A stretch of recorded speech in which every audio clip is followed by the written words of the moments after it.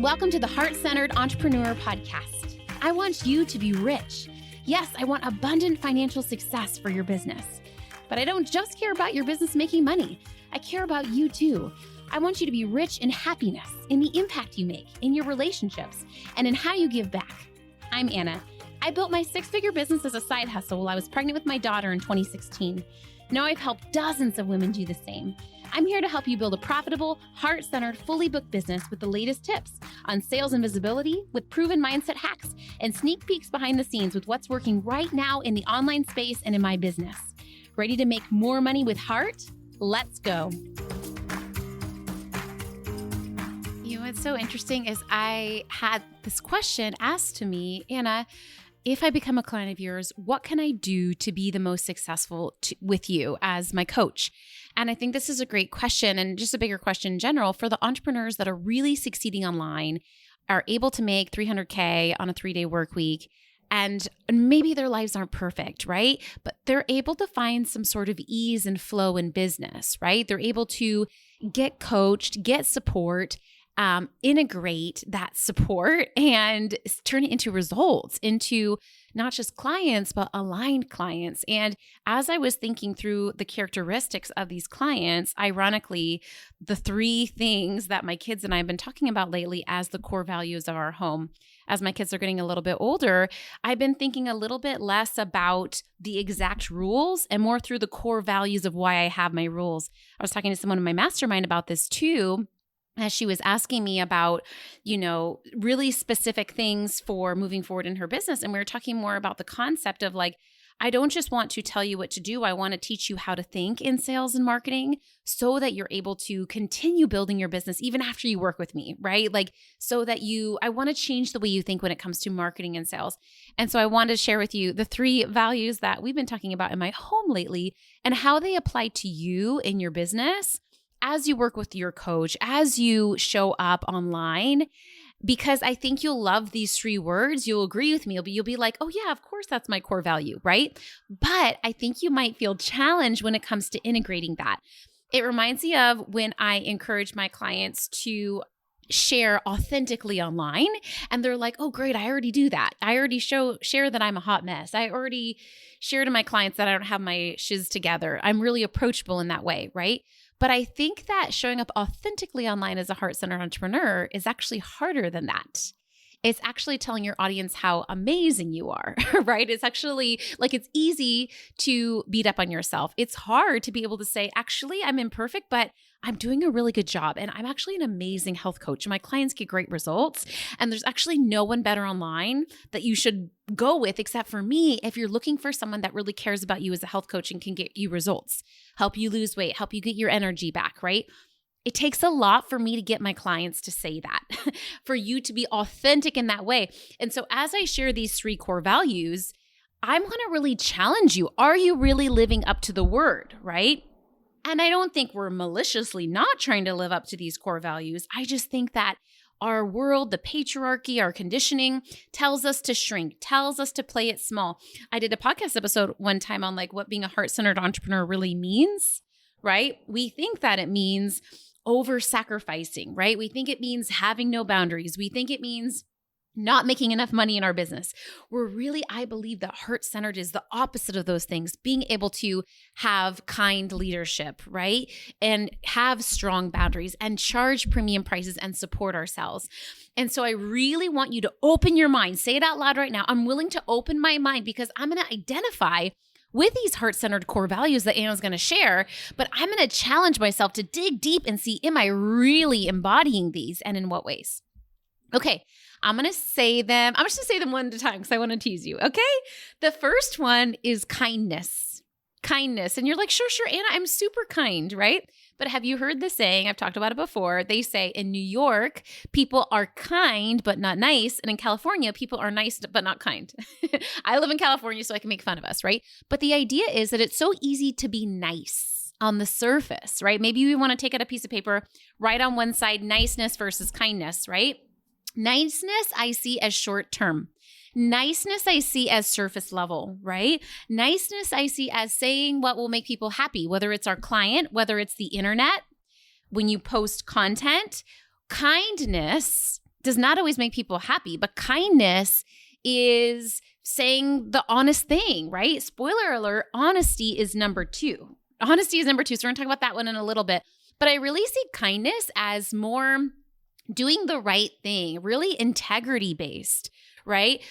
Digging deep and not caring what anyone else is thinking, but for ourselves and our business, whether it's choosing our core offer, whether it's choosing our ideal client, whether it's communicating, right? It's really choosing integrity over visuals, over metrics. It's ignoring for this year how many Instagram followers you have, how many email subscribers you have. Can you ignore all the vanity for a little bit? Can you ignore the niceness? And can you channel into this place of kindness? Do you feel how that feels different? It feels so different to me and it feels so good, right? When we can let go of the vanity metrics and you can just do what you want to do. You can charge what you want to charge. It's your business. You can do what you want. You can work the hours you want. You can have the programs you want. We forget that in business, we're allowed to do anything we want. We make the rules. We leave corporate and then we come into our business and we impose our own rules, right? You do not have to work with someone if they're not being kind to you, right? Maybe they're being nice, but they're not being kind. They're not doing the work.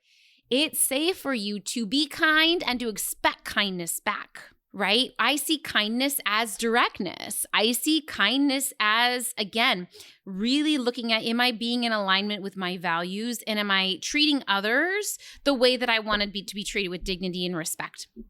Okay, next is honesty because it's so close, right? When you post online, are you being honest with authentically what's on your heart, the truth that you want to speak, the truth that your audience needs to hear? Or are you sugarcoating it because you don't want to offend people, or you think that it'll upset them, or you're upset it'll offend your cousin or whatever, right? Honesty is hard. Honesty is painful, but honesty is pure. And I think about this in marketing, but I also think about this with clients, right? When we are challenging clients, when we're able to say, yes, I can see how you would think that would be true, but have you thought about it this way? This is my honest perspective without filters. Again, I can say my honesty kindly, right? But how can we be more honest with our clients, with our audience? Maybe think through 3 things right now that you need to be more honest with your free audience with on your content. When you think about the truths that your industry needs to hear, AKA the things that like offend you or weird you out in your industry. A lot of times my clients will be like, oh, I don't want to do XYZ. I don't want to bring my accounting business online. I don't want to be a website designer online because I don't like the way that XYZ happens. Well, what if you could be a change in your industry and you were honest about that and you're able to say, I don't like how my peers do XYZ. I'm the therapist that will do this and that. That's honestly who I am. It's safe for you to take up space, to use your voice, and to be honest online. Okay, third one is respect. Respect. And I want to talk about this one a little bit differently because you probably all already respect your clients, respect your coach, respect your team members, respect your audience. But what I want you to do is actually demand respect back. I want you to expect respect back. If you have a coach and she is not being respectful towards you, respecting your opinion, your voice, it's safe for you to let her go, right? It's safe for you to ask things of your team. Ask them, will you do it in this way? Because that's how I prefer it. The way you're doing it isn't wrong, but this is how I prefer for my social media to be done. Will you respect that, right? Asking your clients to respect your boundaries. You respecting your own boundary. I notice that my clients are very easily trainable. And I don't say that in like a demeaning way, right? But I think so often coaches will come to me and be like, oh, my clients do this and that or this and that.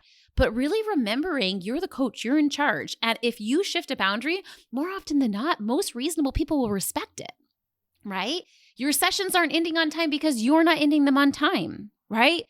You're in charge of charging your full rates. You're in charge of demanding that respect. And that comes first from respecting yourself, respecting your own commitments to yourself, respecting your own boundaries. One of my favorite things about the mastermind is it's for CEO time because I find that my clients otherwise will not respect their own sales and CEO time, right? Often when they have a client, they're going to show up for that call. But if they have an hour blocked off just for themselves, it's so easy to override that, right? And walk their mom's dog or do that appointment or fold the laundry. Like, do you respect your own schedule, your own boundaries, your own needs, feeding yourself lunch, taking care of yourself?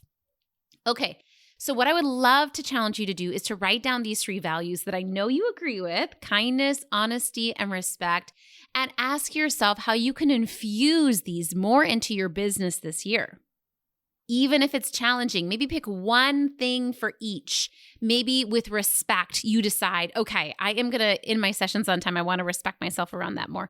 Maybe around honesty, you write down 2 different ideas for kind of a more truthy social media post that you know that you need to write.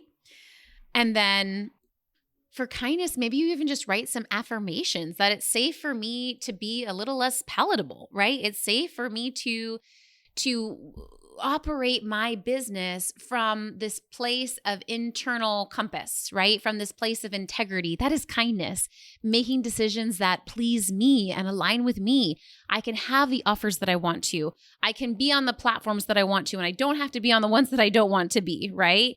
That is kindness, is not pretzeling around other people, but really showing up in the way that I want to, that feels authentic and feels in alignment with me. Okay, if you have 3 tiny actions for yourself, I would love to hear it. I feel like it really is as simple as this, is really going back to our values and asking ourselves, how can I infuse this in my business?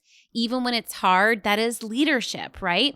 And you could use your amazing leadership skills for an organization, or you could use them for yourself, right? I remember working in corporate, I felt challenged for sure, but all of those late nights, all of the challenges, all of the grit made other people rich. And I wasn't even in alignment with those core values, right? So the beautiful thing about owning your business is all of your hard work, all of your energy, all of your leadership really benefits you and helps you profit in the end, and you 100% deserve it. Thanks for hanging out today. Please hit that subscribe button so you can make sure to stay updated anytime a new episode drops. And I would love for you to join me in my free Facebook community. It's called The Heart-Centered Entrepreneur. We discuss the podcast episodes. I regularly go live and do free trainings. And you may even meet your newest biz bestie. So you can join at heartcenteredcommunity.com. It's absolutely free, and I cannot wait to see you in there.